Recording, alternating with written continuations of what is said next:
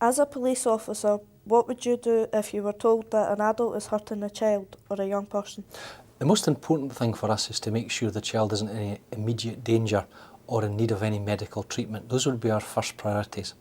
However, in cases where we're informed that children may have been hurt, we carry out what is called an interagency referral discussion, or an IRD. This is when the police, social work and health discuss the circumstances, pull together all the information they have and decide what's best for the child. In Jamie's story, he was interviewed by a police officer and a social worker. Why did this happen? This is called a joint investigative interview. This would have been decided upon at the IRD, which I told you about before. This is conducted by a police officer and a social worker who are both specially trained and competent to interview children. The reason for this is to allow the child to give their story, and these officers are trained in interview techniques to allow the child to speak freely.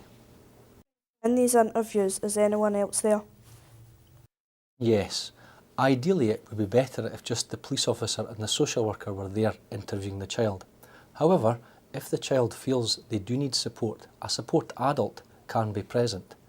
That person cannot be connected with anything that may have happened to the child which the child didn't like, and the child would never be forced to have anyone present they didn't want to.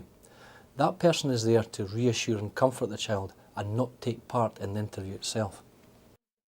Could anyone else be in the interview? Yes, there may be occasions where a child may need some form of interpretation.